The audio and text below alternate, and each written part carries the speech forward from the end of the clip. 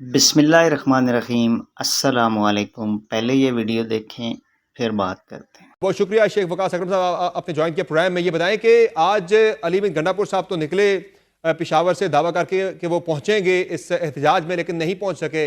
लाहौर के जलसे के अंदर भी वो नहीं पहुंच सके थे। आइंदा के लिए अब वो ऐलान करके गए कि वो फिर आएंगे और आके अपने लीडर को अडयाला जेल से रिहा करवाएंगे। क्या यही बयान उनका पहले भी वजह नहीं बना कि पिंडी के अंदर रुकावटें इतनी खड़ी करनी पड़ी इंतजामिया को? नहीं, मैं ये समझता हूँ कि अली अमीन साहब को ये नहीं है कि वो रुकावटों की वजह से वापस चले गए हैं। मैं आपको बताऊं कि अली अमीन साहब जब वहां से निकले तो उनको और पंजाब की हदूद में दाखिल हुए तो उनको बहुत सी रुकावटों का सामना करना पड़ा। और मुझे बताया गया कि बड़ी सख्त किस्म की शेलिंग की गई, जो कंटेनर्स खड़े किए गए थे उनके टायर तक खोल लिए गए थे। उसके बाद हर 5-6 किलोमीटर के बाद इन्होंने हैवी कंटेनर्स खड़ी की हुई थी, जो करते रहे। अपने तमाम दोस्तों के साथ आए, इसलिए कि ये उनका आईनी हक था, क्योंकि वो पाकिस्तानी है। और कोई पाकिस्तानी चाहे KPK से हो, चाहे सिंध से हो, चाहे बलूचिस्तान से हो, उसका इतना ही हक है पाकिस्तान के हर चप्पे पे देखिए, जितना इसमें तो पंजाबियों कोई का और शक नहीं है। पंजाब मैं के आपकी बात से बिल्कुल एग्री करता हूं कि हर पाकिस्तानी का हक है, वो किसी भी सूबे के अंदर जा सकता है, फ्रीली मूव कर सकता है। कोई भी नो गो एरिया पाकिस्तान के अंदर ना है, ना होना चाहिए। दूसरा, सियासत के अंदर भी आपको पुरअमन इज्तिमा करने का हक हासिल है। लेकिन पिछले जलसे के अंदर, पिछले पिंडी के जलसे के अंदर जो कि इस्लामाबाद संगजानी में किया था, वहां अली बिन गंडापुर साहब ने ऐलान किया था कि वो पिंडी से यानी अडयाला जेल से अपने कायद को रिहा करवाएंगे।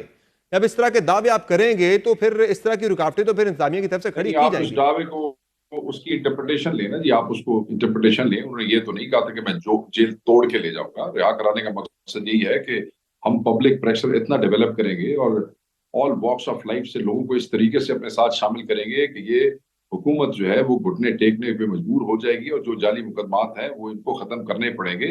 It is to develop the public pressure. ये बड़ा वाजे है और बड़ा क्लियर है। ये कोई जेल तोड़ने की खुदा न खास्ता धमकी नहीं थी। छुड़ाएंगे, पब्लिक प्रेशर डेवलप होगा। ये जो झूठी फसाई हुकूमत है, इनको अपने घुटने टेकने पड़ेंगे। एहतजाज शुरू हो गया है, इस एहतजाज का दायरा बढ़ता जाएगा और इतना बढ़ जाएगा कि ये सिर्फ PTI का एहतजाज नहीं रह जाएगा। एहतजाज आज किस लिए था समर भाई? एहतजाज था अदलिया की आजादी के लिए, आइन के तहफ्फुज के लिए, मैंडेट की चोरी के लिए और रोज बरोज बढ़ती महंगाई के लिए।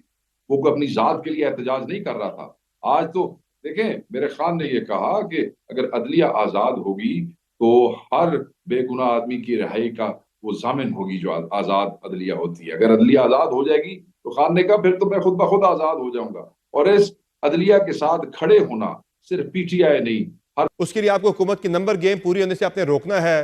मौलाना तो फजल रहमान साहब, मैं कहता जी हूँ जी हमारे नंबर है वो पूरे हैं।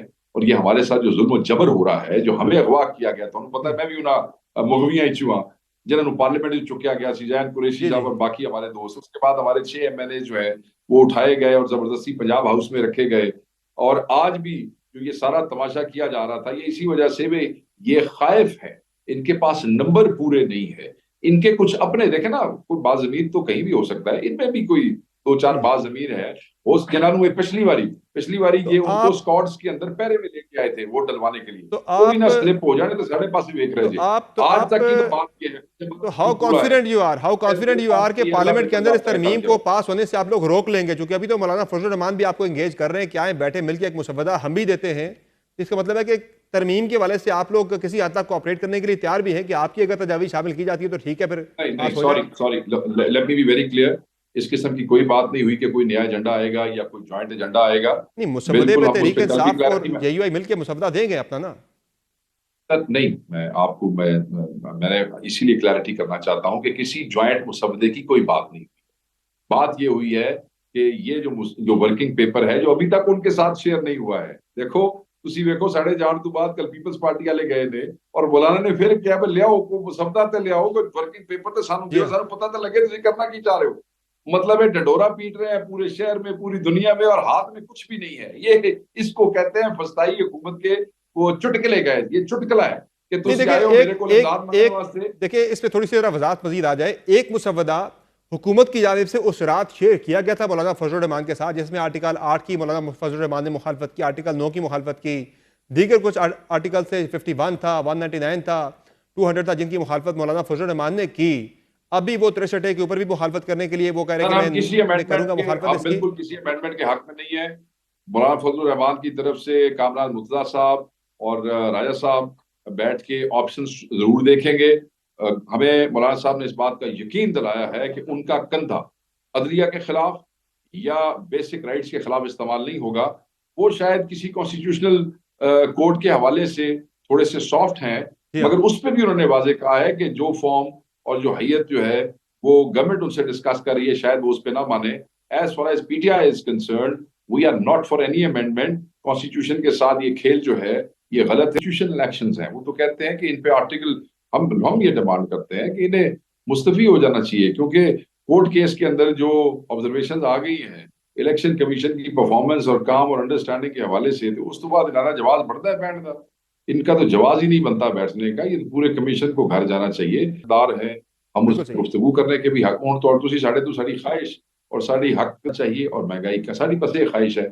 ਇਹਦੇ ਵਾਸਤੇ ਤੁਸੀਂ भी दुआ करो और मैंने पता है तुम्हारी भी यही अच्छा ख्वाहिश है। ये आप भी ये महंगाई के हक में नहीं है, कहीं हक में तो नहीं है आप। वैसे मैशत का तो कि आजकल कितने तुसी हक के तो नहीं मैशत हो का तो महंगाई हुकूमत के। दावे कर रही है कि मैशत जो है वो बेहतर हो रही है, महंगाई नहीं सिंगल नहीं, डिजिट में आ रही है।